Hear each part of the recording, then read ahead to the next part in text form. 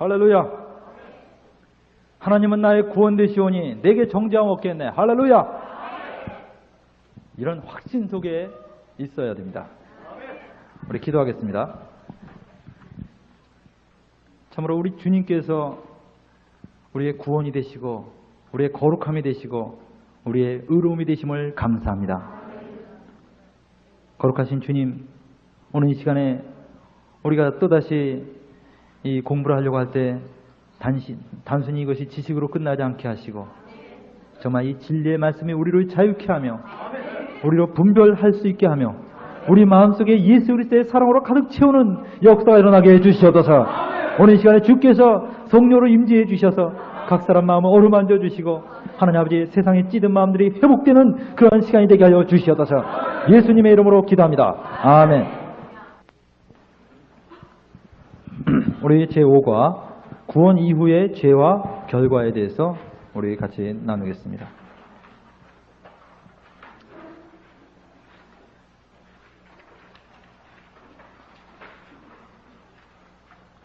구원 이후의 죄와 결과. 여러분들, 우리 아까 전에 방금 전에도 우리 같이 공부했던 내용하고 조금 중복되는 감이 있지만 율법 시대에는 율법을 어기는 게 죄였습니다. 근데 그리스도인들이 율법에서 자유했을 때 과연 그리스도인들에겐 율법을 어긴 것이 더 이상 죄가 될 수가 없다고 그랬죠. 그럼 그리스도인들은 어떤 경우에도 정죄되지 않습니다. 그러면 그리스도인들에게 있어서 그러면 어떤 게 죄로 성립하느냐? 그럼 그리스도인들은 어떤 죄를 회개하고 자백해야 되느냐? 이런 부분을 우리가 다룰 필요가 있습니다. 종종 어떤 구원파 계통은 그렇게 얘기합니다. 그리스도인들은 하나님 앞에 뭐 회개하거나 자백할 필요가 없다, 그렇게 얘기합니다. 왜 그러냐? 이젠 죄가 어떤 경우에도 성립하지 않기 때문에 뭐 회개하거나 자백할 필요가 없다, 이렇게 얘기합니다. 여러분들, 요한일서를 우리 잠깐 찾아보면, 요한일서를 잠깐 찾아봅시다. 요한일서 3장 찾아보세요. 1절, 요한일서 3장 9절 한번 보세요. 요한일서 3장 9절 한번 읽어봅시다. 시작.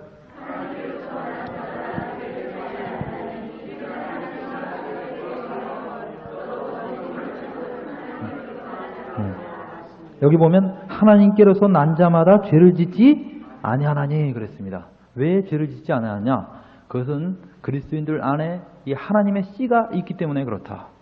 그래서 여러분들 예수 그리스도를 믿으면 뭔가 달라집니다. 달라져요.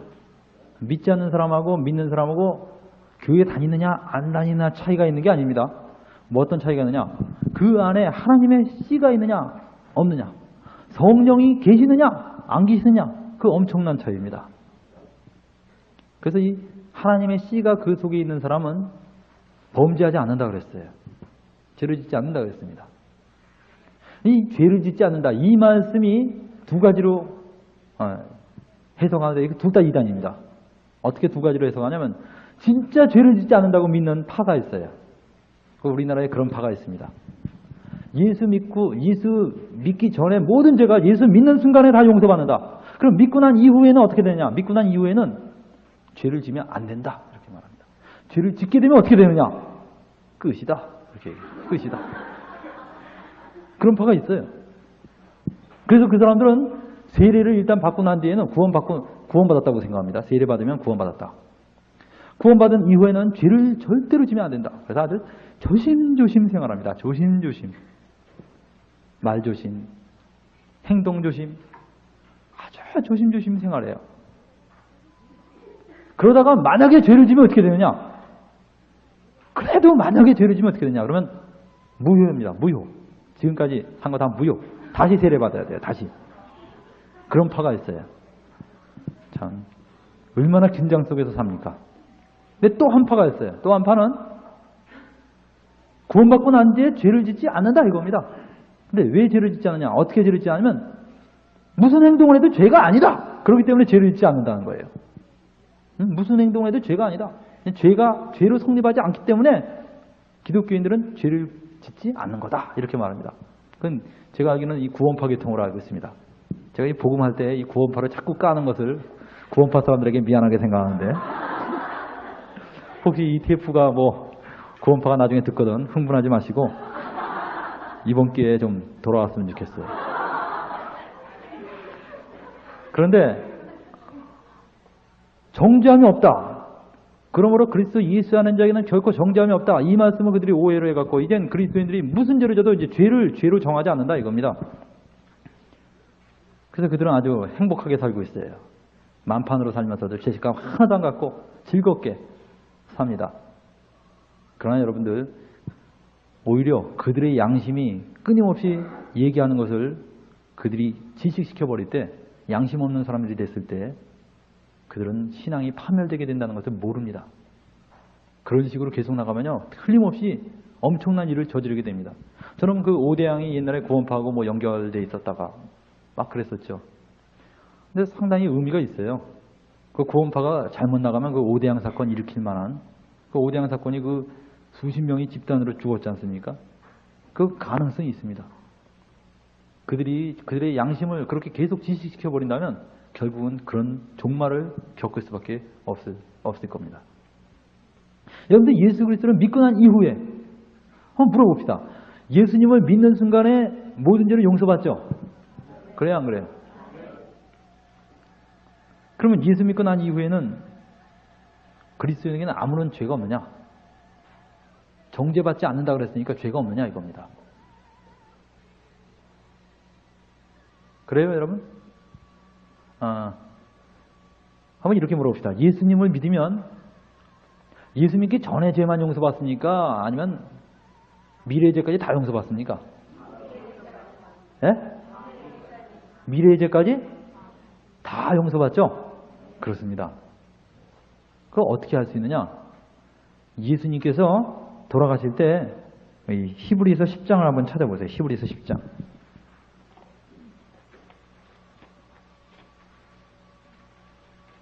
히브리서 10장 11절 12절을 한번 읽어보겠습니다. 제사장마다 매일 서서 섬기며 자주 같은 제사를 드리되 이 제사는 언제든지 죄를 얻게 하지 못하거냐. 오직 그리스도는 죄를 위하여 한 영원한 제사를 드리시고 하나님 우편에 앉으사 뭐라고 그랬어요? 한 영원한 제사를 드리셨다고 그랬어요. 그 다음에 14절에 뭐라고 그랬어요? 저가 한 제물로 거룩하게 된 자들을 영원히 온전케 하셨느니라. 17절 한번 읽어보세요. 다 같이 시작. 저희 죄와 저희 불법을 내가 다시 기억지 않으리라 하셨으니 이것을 사하셨은즉 다시 죄를 위하여 제사 드릴 것이 없느니라. 왜 제사 드릴 게 없다 그랬어요? 주님께서 죄를 십자가에서 다 처리하셨기 때문에 제사 드릴 필요가 없습니다. 근데 십자가는 몇 번 지셨어요? 한 번 지심으로써 끝내버렸다고 그랬어요. 한 번에 다. 그러면 여러분들 예수님이 십자가를 지실 때 한 번에 다 끝내셨는데 그 한 번에 끝내실 때 여러분의 예수 믿기 전의 죄만 딱 처리하셨을까요? 어떻게 하셨을까요? 여러분 전 인생의 죄를 처리하신 겁니다. 아멘이세요? 많은 사람이 그렇게 얘기합니다. 우리 과거의 죄만 처리하셨죠. 미래의 죄까지 처리하셨습니까? 이렇게 얘기하는데 여러분들 예수님 십자가의 시점에서 봤을 때 여러분의 과거는 뭡니까? 예? 예수님의 십자가 2000년 전에 돌아가셨는데 만약에 그걸 역사적으로 만약 따진다면 그 십자가에서 우리의 과거는 우리의 과거나 현재나 미래는 몽땅 다 뭡니까? 미래입니다. 몽땅 다 미래예요. 근데 성경은 뭐라 했냐면 한 영원한 제사를 드리셨다 그랬어요. 그래서 한 번에 끝내셨다 그랬어요. 그렇기 때문에 우리가 예수 그리스도를 믿는 순간에 우리의 모든 죄는 한 번에 끝난 겁니다. 아멘? 그래서 예수 믿는 사람 정죄받지 않아요. 정죄받지 않습니다. 그럼에도 불구하고 그러면 예수 믿는 사람이 용서를 구할 필요가 있느냐 이거야. 하나님 용서해 주세요. 그런 기도 할 필요 있어요 없어요? 다 예수님이 처리하셨는데 용서해 주시오 그런 기도 할 필요가 있어요 없어요? 왜? 이상하잖아요. 용서해달라고 기도한다는 게 말이 됩니까? 예수님이 다 처리하셨는데 왜 용서해달라고 그럽니까? 다 처리하셨는데. 예? 여러분들 빚장이가 빚을 어떤 사람이 다 갚아줬어요. 다 갚아줬는데도 그 빚장이 맨날 쫓아다니면서 제 빚을 탕감해 주십시오 라고 말한다면 뭐라 그러겠어요? 정신 나간 사람으로 할 겁니다. 예수 믿는 사람들 모든 죄가 다 탕감됐습니다. 사실이에요. 그래서 하나님도 크리스찬들은 정죄하지 않습니다. 이 정죄하지 않는다. 이건 뭐냐면 더 이상 죄를 법적으로 처리하지 않는다 이겁니다. 정죄라는 말 뜻은 뭐냐면 그것은 죄다라고 말하는 재판관의 유죄 판결입니다. 뭐라고요? 재판관의 유죄 판결이다 이겁니다. 정죄라는 말이. 그래서 우리 예수 믿는 사람 정죄받지 않습니다. 하나님께서 우리를 탁 재판대 앞에 세웠을 때 만약에 하나님이 여러분을 정죄한다고 해봅시다. 너는 무슨 죄를 졌기 때문에 그 죄값으로 지옥에 가야 된다라고 말하기 직전에 그 재판봉을 두드리기 직전에 여러분이 하나님 잠깐만 하고서 얘기하세요. 예수님께서 저의 모든 죄값을 갚으셨는데 만약 하나님이 저를 지옥으로 보내신다면 당신의 아들의 죽음은 무효가 됩니다. 그럼 하나님께서 어떻게 하실까요? 재판봉을 슬그머니 내려다 있어서 맞다 맞아 이쪽으로 가라. 네 죄값은 이미 내 아들이 다 갚았다. 사실입니다. 그래서 그리스도인들은 정죄되지 않아요.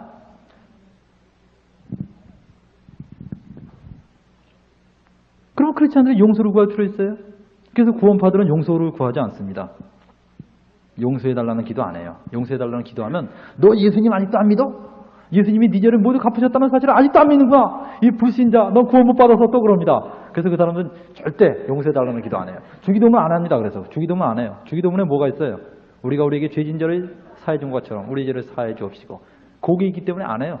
주기도문. 기가 막힌 사람들이죠. 그래도 그 사람들 참 존경스러운 면이 있어요. 자기가 옳다고 생각하는 바대로 행동하잖아요. 근데 예수 믿는 사람은 뭐 죽이든 뭐 죽인지 밥인지 몰라요. 그냥 예수님이 우리 죄를 위해서 돌아가셨습니까? 이러면 아멘 이런 다음에 그럼 여러분 죄가 어떻게 있어요? 그대로 있지요. 뭐 이러고 이건 뭐 뭘 믿고 있는지도 몰라요. 그냥 어렴풋이 그냥 안개 속을 헤매고 있어요. 근데 여러분 크리스찬들이 정말 그렇습니다. 법적으로는 죄가 다 해결됐어요. 그래서 죄값이 다 갚아졌습니다. 그래서 우리 크리스찬들은 설사 범죄했다고 해서 이 지옥 간다는 공포에 시달리지 않습니다. 그래서 마치 우리가 좀 이 뒷과에서 우리가 배울 텐데 조금 앞당겨서 설명합시다. 그것은 마치 뭐 같으냐면 이거 같아요. 제가 간단한 예화를 한번 드립시다. 우리 집에 고르자기가 5개가 있다고 해봅시다. 아주 귀중한 고르자기예요. 이게 하나에 1억짜리입니다. 1억. 아주 귀중한 고르자기인데 글쎄 이웃집 아저씨가 갑자기 우리 집에 뛰쳐들어오더니 고르자기 하나를 깨먹었어요. 그러면 어떻게 됩니까? 내가 즉시 경찰에다 연락을 해서 이 사람 허락도 없이 막 들어오더니 고르자기 하나 깼다 이거예요. 잡아가라 그럴 거예요. 그럼 경찰이 와서 그 사람을 잡아갈 겁니다. 이것은 무슨 문제입니까? 법적 문제예요. 법정에서 다뤄질 문제입니다. 자, 이것을 보고 내 딸내미가 충격을 받았어요. 야, 고르자기 한번 깼더니 감옥에 간다. 난 저 근처 안 갈래. 아주 조심조심 그 근처를 지날 때면 긴장을 가지고 지나다가 어느 날 글쎄 동생하고 까불다가 글쎄 한번 툭 쳤는데 떨어져서 깨졌어요. 자, 어떻게 됩니까 이젠? 큰일 났다 이거예요. 난 이제 감옥 간다. 동생하고 막 이별을 하고 있어요. 이게 마지막 얼굴인데 뭐 할 말 없니? 막 울면서 이러고 있다 이거예요. 내가 나타났습니다. 나를 보자마자 통곡을 합니다. 고르자기 깼다 이거예요. 내가 뭐라 그러겠어요? 물론 내가 상당히 마음이 아프죠. 그렇지만 내가 책망할 거예요. 책망하면서 다시는 깨지 말아라 그랬어요. 그리고 끝납니다. 자, 내 딸이 물어봅니다. 아빠 왜 난 감옥에 안 갈까? 똑같은 고르자기를 깼는데 왜 난 감옥에 안 갈까? 그때 내가 뭐라 그러겠어요? 넌 감옥에 안 보낸다. 왜? 그 사람은 물어내야 되지만 얘는 누가 물어내야 됩니까? 얘가 깬 건. 아버지가 물어내야 돼요. 에? 감옥에 안 보내죠. 법정에서 다루지 않아요. 이건 무슨 문제입니까? 법정 문제가 아니라 가정 문제예요. 가정 문제. 가정 문제이기 때문에 가정 문제로 다룹니다. 그래서 넌 내 딸이기 때문에 감옥에 안 가. 라고 말했어요. 그 말을 듣고 내 딸이 난 그것도 모르고 지금까지 괜히 긴장하면서 산다 이거야. 아버지 그러면 내가 저 고르자기 깨도 감옥에 안 가? 안 간다는 거예요. 알았어요 이러더니 괜히 그 고르자기로 막 장난감을 갖고 막 장난감을 집어넣기도 하고 말입니다. 물속에 담가서 소꿉 장난도 하고 막 이러다가 깨먹고 그래요. 그러면 어떻게 됩니까 내가? 그러면 내 두들겨 팰 거예요 막. 그죠? 그럼 막 두들겨 팰 때 내 딸이 뭐라 그러겠어요? 두들겨 팰 때. 에? 잘못했어요. 아빠 용서해 주세요 그러겠죠? 에? 크리스찬들이 하나님 앞에서 용서해 주세요라는 기도가 필요합니다. 알겠어요? 아빠 날 용서해 주세요. 그럼 내가 뭐라 그래요? 두들겨 펴면서 다시는 깨지 마라. 이게 얼마짜리인지 아니? 여러분들 그리스도인이 그렇기 때문에 용서해달라는 기도가 종종 필요한 겁니다. 근데 구원파는 이걸 모르고 용서해달라는 기도하면 안 된다는 거예요. 그러니까 그 양심이 어떻게 되겠어요? 근데 여러분들 예수 그리스도를 믿는 사람들에게 예수 믿는 사람들은 뭘 용서해달라고 기도해야 되느냐? 뭐가 죄냐 이거예요. 뭐가? 하나님께 우리가 용서해달라고 기도할 때 뭘 기도합니까? 그것은 아까 율법을 어긴 것을 용서해달라고 기도하는 게 아니죠. 하나님 제가 남자 옷을 입은 것을 용서해 주세요. 율법에 의하면 남자 옷 입은 것은 죄입니다. 여자가 남자 옷 입는 것. 남자가 여자 옷 입는 것 죄고. 가급적이면 그렇게 안 입는 게 좋아요. 근데 그런 거 회개해야 됩니다. 그런데 우린 그게 아니라 그리스도의 법 아래 있는 사람이니까 뭘 회개해야 됩니까? 그리스도의 법이 뭐라 그랬어요? 사랑의 법. 뭘 회개합니까? 사랑이 없는 걸 회개해야 돼요. 사랑이 없는 거. 주님, 내가 이 냉랭하게 식은 이 가슴을 회개합니다. 알겠어요? 왜 이렇게 성경이 재미가 없어요? 그걸 회개하라는 게 아니에요. 문제는 내 마음속에 주님을 향한 이 사랑이 식은 것. 그거 회개하라는 겁니다. 형제가 근심하는 것이 왜 근심하느냐? 사랑이 없기 때문에 근심한다 그랬어요. 로마서 14장 15절에 보면 찾아보세요. 로마서 14장 15절.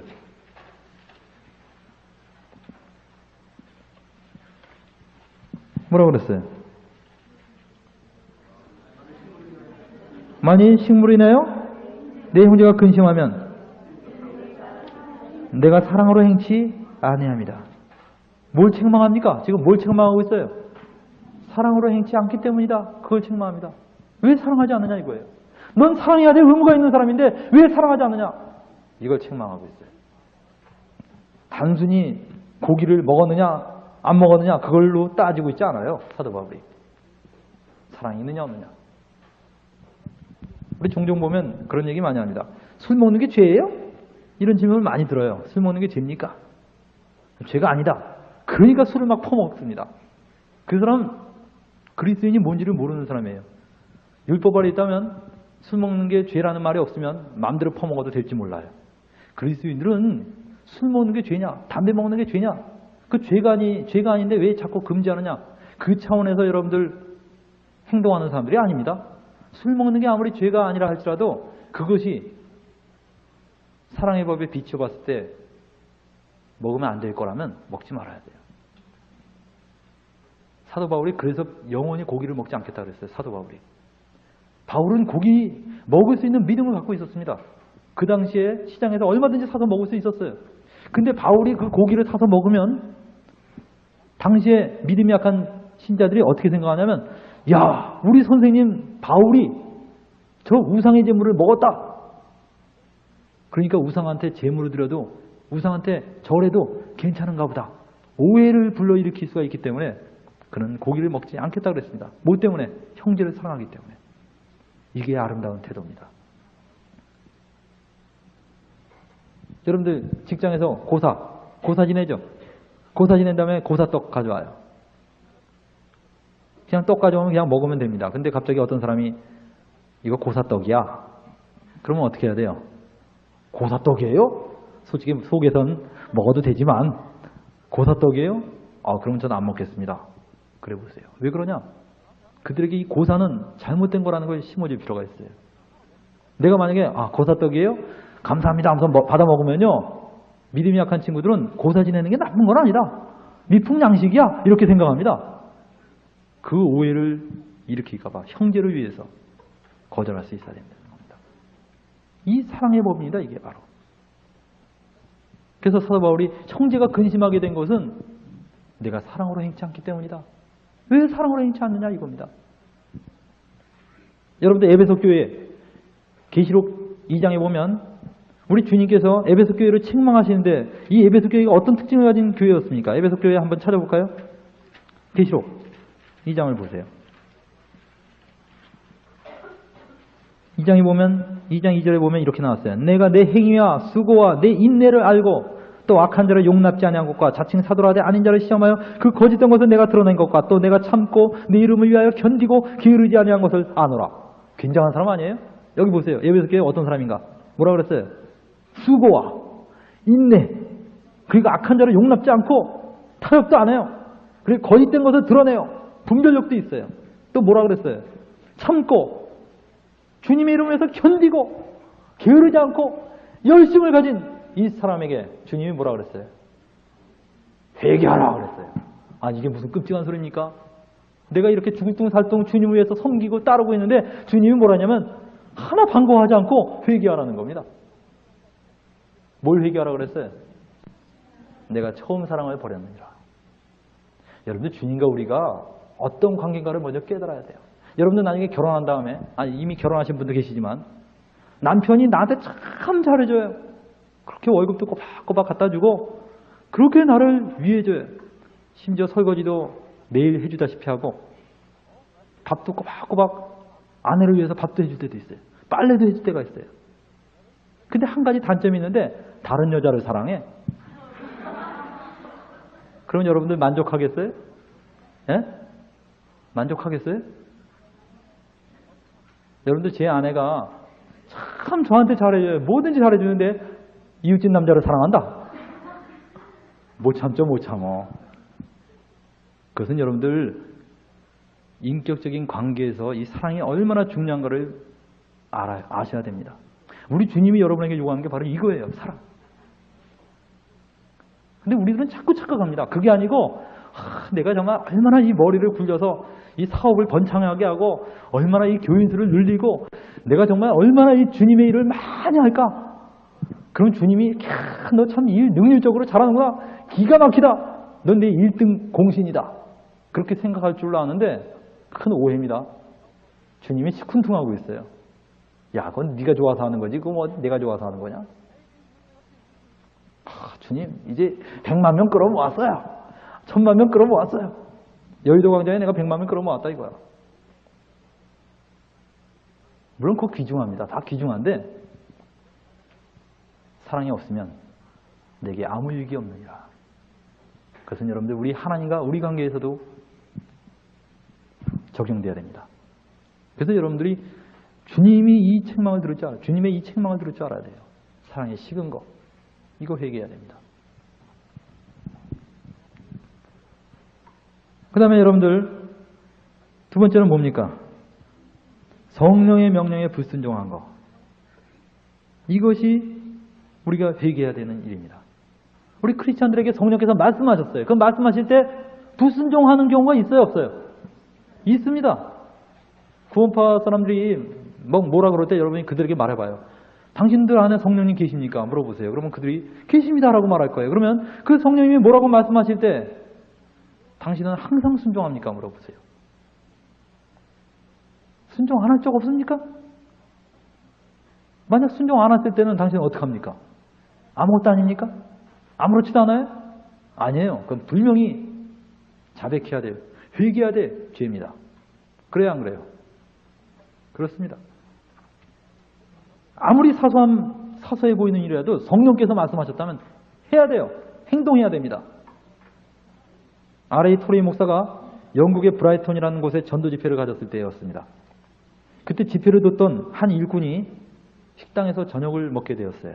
그런데 자기에게 음식을 주문받고 봉사해주는 그 웨이터가 그에게 왔을 때 어쩐지 그 사람에게 전도해야 되겠다는 그런 영적인 느낌이 생겼습니다.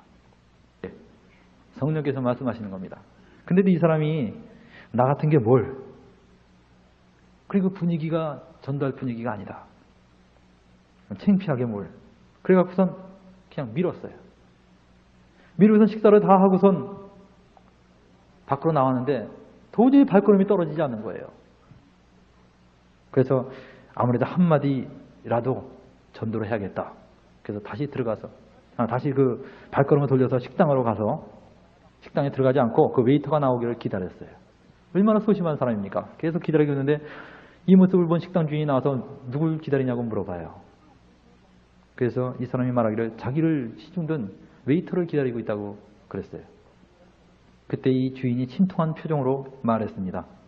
손님, 이미 늦었어요. 그 웨이터는 손님에게 봉사한 후에 2층으로 올라가서 자살했습니다. 여러분들, 이 사람은 주님 앞에서 범죄한 겁니다. 뭡니까? 성령님의 음성을 불순종했어요. 그는 한 영혼을 잃었습니다. 어떻게 해야 돼요, 그 사람? 회개해야 됩니다. 자백해야 돼요. 주님 앞에서. 우리 그리스도인들이 이 성령의 법을 따라서 행동해야 됩니다.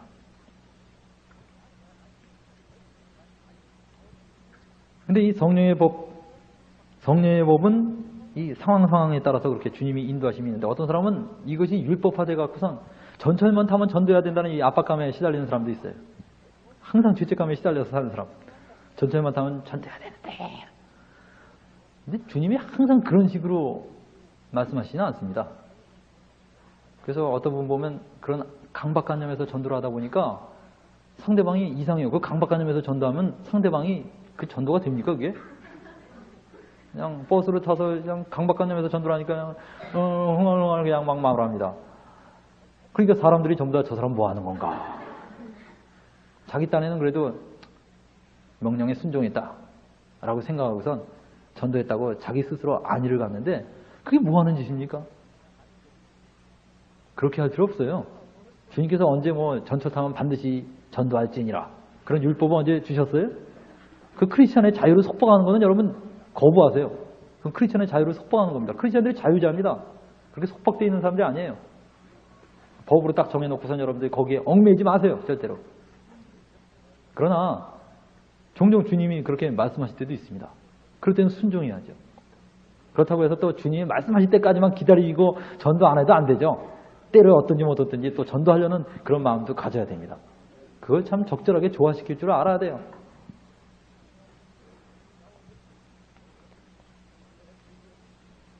그래서 여러분들 에베소서 4장 30절에 보면 하나님의 성령을 근심케 하지 말라 그랬어요. 근심케 하지 말라. 그 말은 뭡니까? 크리스찬들이 근심케 할 수도 있다는 것을 얘기해주고 있는 겁니다. 그죠? 여러분들, 하나님의 성령을 근심케 하지 말라. 그 명령을 적은 이유가 뭘까요? 크리스찬들은 절대 하나님의 성령을 근심케 할 수가 없습니다. 라고 말한다면 이 명령을 적지 않아요. 여러분들, 제가 제 딸에게 너무 높이 날아다니지 말라 그런 말 안 합니다. 왜 안 할까요? 원래 못 날잖아요. 예? 못 나는 애한테 너무 높이 날아다니지 마 그럽니까? 안 합니다. 근데 높은 데 올라가지 마라는 얘기는 합니다. 왜 그럽니까? 높은 데 올라갈 수 있으니까 그래요. 그게 바로 하나님의 성령을 근심케 하지 말라. 크리스찬들은 이런 가능성을 갖고 있어요. 그 다음에 또 뭐가 죄입니까? 양심을 어기는 게 죄입니다. 그래서 양심의 법 차원에서 이것은 해결해야 되는 것입니다. 그래서 크리스찬들은 이 양심을 따라서 살아야 되는데, 만약에 이 양심을 자기가 어겼을 경우, 자기 양심이 꺼리끼면 하지 마세요. 근데 꺼리끼는데도 이게 아닌데 하면서 하면 안 됩니다. 똑바로 말하세요. 이건 제 양심이 도저히 용납하지 않습니다. 죄송합니다. 거절하세요. 양심의 순결함을 지켜야 됩니다. 그래서 만약에 여러분이 이 양심이 꺼리낀다면 하지 마세요. 근데 어떤 사람은 잘못된 지식 때문에 양심에 꺼리낌을 갖는 사람들이 있어요.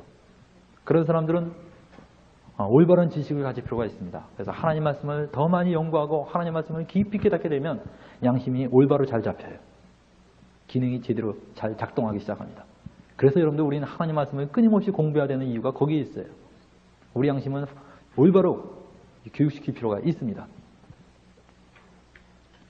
근데 여러분들 제가 이 크리스찬들 이 삶을 조사해 보면서 한 가지 발견한 게 있는데 종종 이 크리스찬들이 이 양심을 따라 살다가 어떤 크리스찬들 경우에 보면 이 굉장히 약한 양심에 시달리는 그리스도인들이 있어요. 약한 양심. 그 약한 양심에 대해서도 성경은 고린도전서 8장 7절부터 그 13절까지 기록이 되어 있습니다. 근데 약한 양심이라는 건 뭐냐면 끊임없이 그 양심의 가책 속에 헤매면서 죄책감 가운데 사는 사람이 있어요. 예를 들면 확신이 결여된 상태로 항상 의심하면서 죄책감에 시달리는 그런 양심인데, 예를 들면 보통 사람들이 넘어갈 수 있는 문제에 대해서 그는 지나친 이 가책을 느낍니다. 그들은 항상 죄책감 속에서 살더라고요. 그 사람들이 보면 죄책감 속에 하도 오랫동안 시달리면서 살기 때문에 거의 아무 일도 못합니다. 생각도 자유롭지가 못하고 붙잡혀 있고 그래요. 저도 과거에는 이 약한 양심을 앓은 적이 있었습니다. 약한 양심 가진 사람들 보면 그냥 참 피곤하게 살아요. 피곤하게 살아. 제가 한 예를 든다면 제가 그 군대 가기 전에 좀 약한 양심을 갖고 있었어요. 근데 그 약한 양심 가졌는데 한 번은 동료 그 교사한테 잡지책 하나 빌렸어요. 신앙계라는 이 잡지책 하나 빌려갖고 그거 이렇게 읽는데 읽다가 보니까 이렇게 넘기다가 보니까 잘못 넘기는 바람에 그 신앙계 책이 조금 찢어졌어요. 얼마큼 찢어졌냐면 0.5cm. 0.5cm 찢어졌어요. 근데 이거 가책이 생기더라고요. 자, 이 사람한테 가서 이거 내가 읽다가 이거 찢었는데 용서해 주십시오. 이런 자백을 해야 되느냐? 사과를 구해야 되느냐? 아니면 신앙계를 새로 사줘야 되느냐? 이걸로 고민을 아주 하기 시작했어요. 어떻게 하면 좋겠어요, 여러분? 예? 근데 내가 가서 그 사람한테 이거 참 잘못했다고 그러면 그 사람이 날 정신병자로 취급할 것 같아. 이만큼 찢었는데 그걸 그냥 제가 이거 읽다가 요거 조금 찢었다고 그것도 뭐 아주 귀중한 서고에 이렇게 보관하는 그런 책도 아니고 잡지책인데 요거 찢었다고 뭐라 그러면 그 사람이 좀 이상하게 볼 것 같고 아니 고민이 돼요. 이거 어떻게 하면 좋겠냐. 그래서 고민하다 결국 무슨 짓을 했냐면 이만큼을 북 찢었어요. 이만큼을 북 찢고서 거기다가 스카치 테이프 딱 붙인 다음에 내가 읽다가 이거 찢었는데 미안하다고. 그럼 말이 되죠. 많이 찢었으니까. 그랬더니 그 사람이 잡지책인데 네, 괜찮아요 그러더라고. 근데 가만 보니까 내가 무슨 짓 한 겁니까 이게? 예?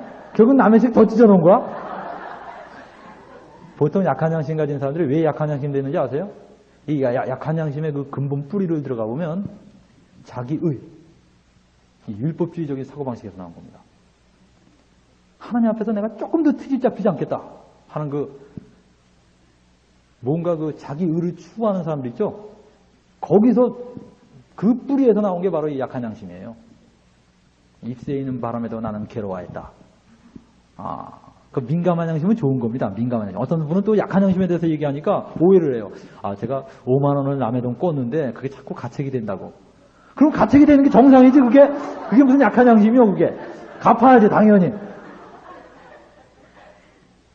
이 약한 양심 제가 그래서 말하기가 참 두려워요. 근데 엉뚱한 사람들이 마땅히 가책을 느껴야 될 것에 가책을 느끼면서 제가 약한 양심이죠. 약한 양심이 아니에요. 그건 선한 양심이요. 그건 민감한 양심이다. 성경은 선한 양심을 가지라고 그랬어요. 약한 양심 가지라고 그러지 않았습니다. 이 약한 양심은 진짜 어떤 양심이냐. 이 약한 양심 가진 사람들 그 사례들 보면 아주 재밌는 사람이 많습니다.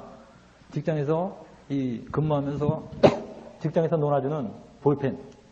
직장에서 놀아주는 볼펜으로는 꼭 직장에 있는 일에만 딱딱 쓰고 자기 개인 수첩에다 같은 거 쓸 때는 자기 자기가 갖고 다니는 볼펜을 딱 꺼내서 탁 쓰는 겁니다. 굉장히 공사를 뚜렷하게 구분하는 사람이죠.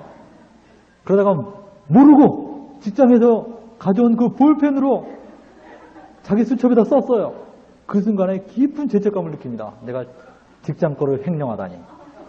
그러면서 그는 과장한테 이것을 사과해야 되느냐, 사장한테 가서 이것을 고백해야 되느냐, 이런 걸로 고민하고 있어요.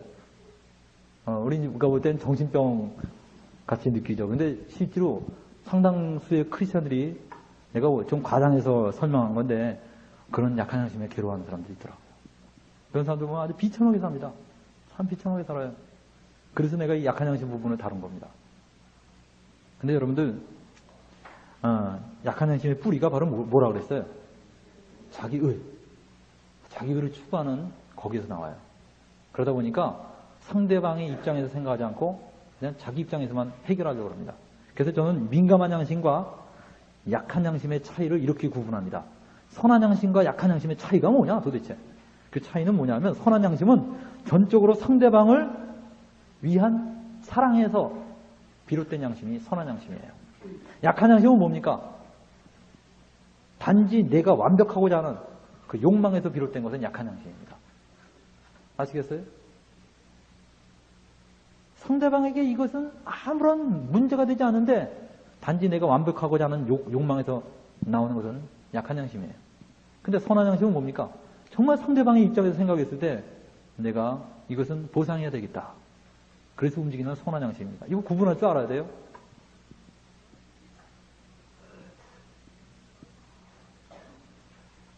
그래서 크리스찬들은 정말 이 선한 양심, 민감한 양심을 가져야 됩니다. 근데 이 약한 양심 가진 사람들에게는 몇 가지 그 성경 구절을 제가 주고 싶어요. 이 약한 양심 가진 사람, 제가 보면 어떤 형제들 보면 참 훌륭한 형제인데 거의 아무 일도 못하고 삽니다. 약한 양심 때문에. 또 이 약한 양심이 생기는 그 이유 중에 하나가 자기 의도 있지만 어떤 큰 죄를 범하고 난 뒤에 양심이 약해지는 경우도 있습니다. 큰 죄를 범하고 난 뒤에 그 깊은 죄책감에 그가 시달린 나머지 그 다음엔 사소한 거에도 계속 죄책감에 시달리는 사람이 있어요. 그 사람은 주님 앞에서 해결해야 됩니다. 모든 죄가 용서됐음을 선언하세요. 우리 주님께서 나의 모든 죄를 용서하셨다. 이 확신 속에서 새롭게 출발해야 됩니다.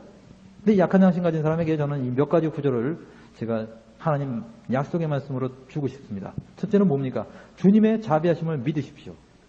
약한 양심 가진 사람에게 주님의 자비하심을 믿으세요. 에베소서 2장 7절에 보면 그리스도 예수 안에 있는 우리에게 하나님께서 자비하시다 그랬어요.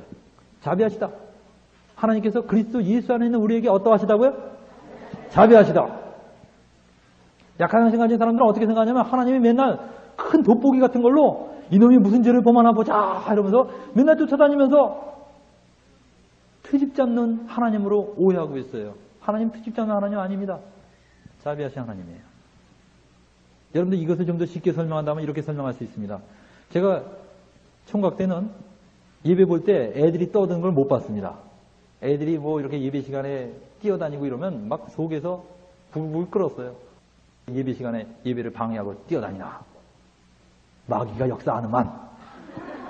그렇게 생각을 했습니다. 그래서 막 뛰어다니는한테 뛰어다니지 말고 가만히 있어. 막 그랬어요. 그랬더니 애들이 제 말 잘 들어요? 메롱 이러면서 도망가고 그러더라고요. 그럼 막 아유 저걸 지워받고 싶다 이랬어요. 근데 내가 결혼하고 난 다음에 자식을 낳고 보니까 내 자식이 뛰어다니는 거야. 근데 마귀가 역사하는만 하는 생각이 들지 않고 야 어린애는 역시 발랄해. 천국은 어린애 같아야 돼.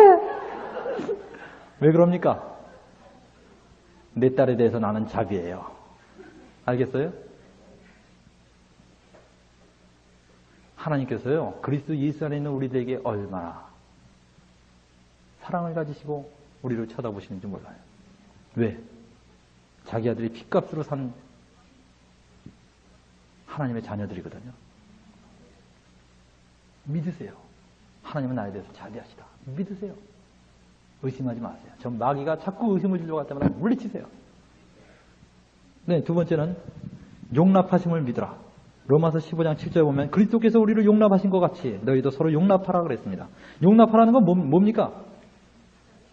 현재 있는 상태 그대로 받아주라 이겁니다. 주님이 우리를 그렇게 받아주셨어요. 그럼 믿으세요. 주님은 내 모습 이대로 그냥 받아주십니다. 우리를 거부하지 않으셔요. 많은 사람이 주님이 나를 쳐다보실 때 인상 찌그리시면서 아유 저 못난 놈, 저 왼수 이렇게 생각하는데 그렇지 않습니다. 주님이 나를 받아주셔요. 있는 모습 그대로.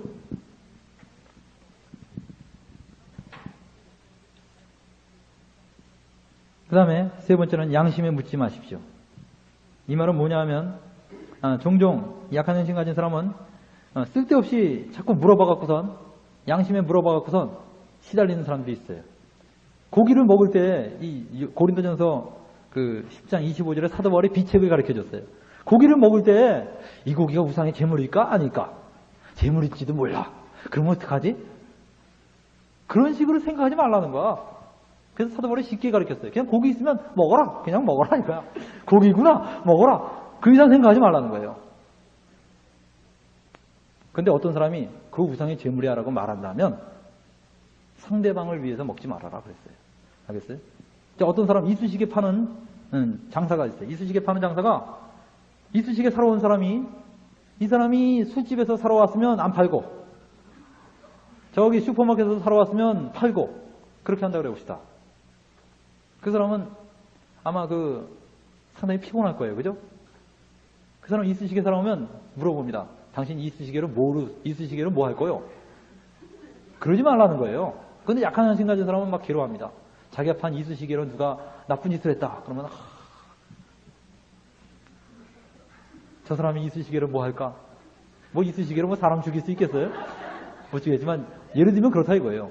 그렇게 따지지 말고 그냥 단순히 이쑤시개 팔라. 그걸로 끝나라는 겁니다.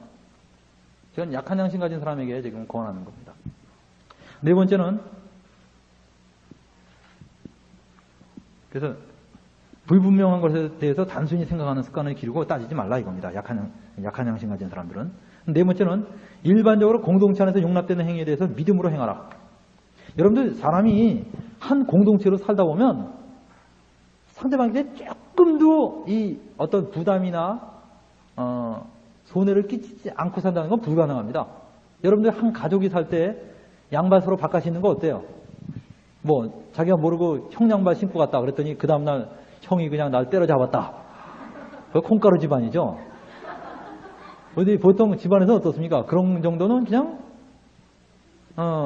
서로 통용하죠. 숟가락 자기 숟가락 따로 있어서 먹는 집도 있겠지만 보통 집들 숟가락 그냥 아무 숟가락이나 같이 막 먹습니다.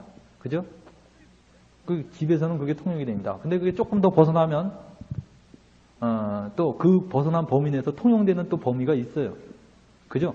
그것이 하나의 문화고 하나의 그 사람이 사는 그 인정과 인심들이 있습니다. 그런 것들을 자기가 받아들여야 됩니다. 약한 양심 가진 사람들은 그런 것도 못 받아들이니까 아주 굉장히 피곤하게 사는 거예요. 근데 그 전도서 7장 16절에 아주 재미있는 구절이 있습니다. 거기 뭐라고 나왔습니까? 전도서 7장 16절 찾아볼까요? 전도서 7장 읽어보세요. 다 같이 시작. 예, 지나치게 의인이 되지 말며. 지나치게 의인이 되지 말며. 참, 전 성경에 이런 구절이 있다는 게 깜짝 놀랄 구절이에요. 지나치게 의인이 되지 말며, 지나치게 악인이 되지 말라. 지나치게 지휘자도 되지 말라. 지나치게 의인이 되지 말며, 지나치게 지휘자도 되지 말라. 어찌하여 스스로 패망케 하겠느냐? 솔로몬도 그걸 알았어요. 그러다가 스스로 멸망당한다는 거예요. 제가 이 구절을 어디서 발견했냐면, 과거에 제가 참 약한 양심으로 괴로워하고 있을 때 한 번은 서점에서 이렇게 책을 뒤지고 있는데 그 리차드 범브란트라는 사람이 있어요. 그 사람이 그 루마니아에서 공산치하에서 말도 못하게 고생하면서 신앙생활한 사람입니다. 그 사람이 쓰는 하나님의 지하운동이라는 책이 있어요. 그래서 아주 상당히 유머러스하고 그러면서 아주 주님을 뜨겁게 섬기는 사람인데 여러분들 기회가 있으면 그 책 한번 읽어보십시오. 근데 그 사람이 쓴 아주 조그만 소책자가 있는데 거기 이런 간증을 했습니다. 이 사람이 루마니아 감옥에 있을 때 그 공산당들이 예수 믿는 사람 명단을 대라는 겁니다. 그러면서 막 고문을 하고 막 때리고 그래요. 그래서 다 잡아갖고서 이제 처형시키려고. 예수 믿는 사람 명단을 대라는 거예요. 근데 이 사람이 될 수가 있어요? 그거 됐다간 다 잡혀오는데. 근데 상대방이 그럽니다. 예수 믿는 사람 거짓말 안 하지? 빨리 말해봐 하니까. 이 사람이 참 괴로운데 할 수 없이 말합니다. 뭐라고 말하냐면 유명한 정치인, 배우, 탤런트 이런 사람들이 막 말해요. 거짓말로. 그러니까 막 상대방이 깜짝깜짝 놀래죠. 뭐 얘도 예수 믿어? 하면서 다 적는데 나중에 알고 보니까 순 거짓말이었어요. 그래서 뭐 막 의도 터지고 그러죠. 근데 이 사람이 감옥에 와서 순간적으로 그 자책이 됩니다. 아, 내가 거짓말을 했는데 괜찮을까? 그래서 그는 그런 크리스찬들이 종종 그런 부분에 대해서 괴로워하는 것을 또 감옥에 갇힌 크리스찬들 많이 있잖아요. 상담도 하고 그랬어요. 그러다가 그가 성경을 따가 요구조를 하나 발견했어요. 지나치게 의인이 되지 말며. 그러면서 그걸로 형제들을 위로해주고 그랬다 그래요. 근데 여러분들 이 구절을 뇌물 받아먹는데 써먹으면 안 됩니다. 뇌물 받으면서 지나치게 의인이 되지 말며 하면서 다 그런 거야 다 이러면서 절대 그러면 안 되죠. 그건 오해입니다. 여기서 말하는 것은 약한 양심 가진 사람에게 권하는 겁니다. 그래서 크리스찬들이 좀 그 마귀의 송사를 받으면서 살지 말고 지혜롭게 믿음으로 행하세요. 그래서 약한 양심 가진 사람에게 저는 이렇게 권하고 싶어요. 약한 양심 가진 사람들은 믿음으로 행하는 걸 배워야 돼요. 이건 괜찮아! 라고 말할 수 있는 걸 배워야 돼요. 근데 이 중에서 약한 양심 가진 사람이 몇 명이나 되는지 모르겠어요. 약한 양심의 반대말이 뭘까요? 어떤 사람은 강한 양심 이러는데 강한 양심 가지면 큰일 나요. 네? 약한 양심 갖지 말라니까 그러면 강한 양심 가져야겠네 이러는데 큰일 나죠 그러면. 아니면 뭐 둔한 양심 그런 거 가지면 안 돼요. 약한 양심에 성경은 약한 양심 가지라기보다 선한 양심 가지라고 그러고 약한 양심에 대조되는 말은 뭐냐? 강한 믿음입니다. 강한 믿음. 이 믿음을 가지면 돼요. 여러분 양심이 죄책감에 시달릴 때 우리 주님께서 나의 모든 죄를 용서하셨다 라고 믿음을 가지면 양심이 아우성되다가 조용해집니다. 왜 그런지 아세요? 이 하나님 말씀이 명령하고 있어요. 파도가 여러분 막 일어납니다. 파도가 막 일어나요.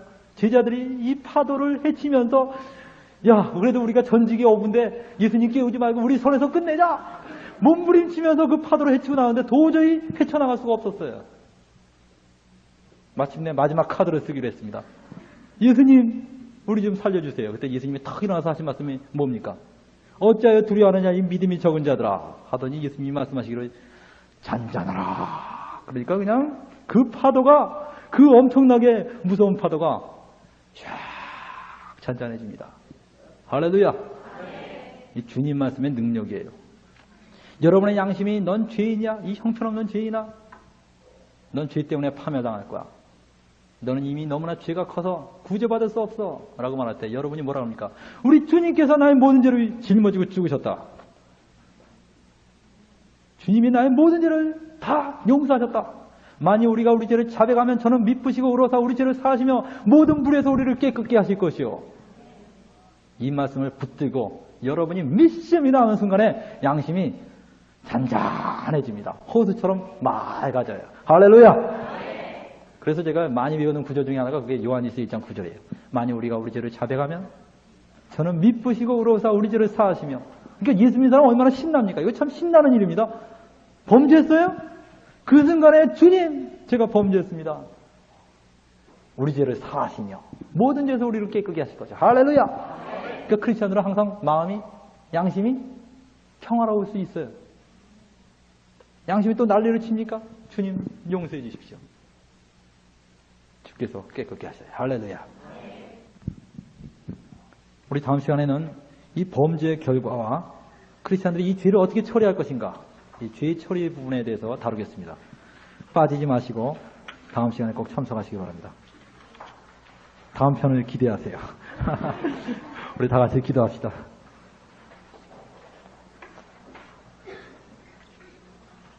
거룩하신 하나님 아버지, 주께서 예수 그리스도의 보혈로서 우리 양심을 정결케 해주심을 감사합니다.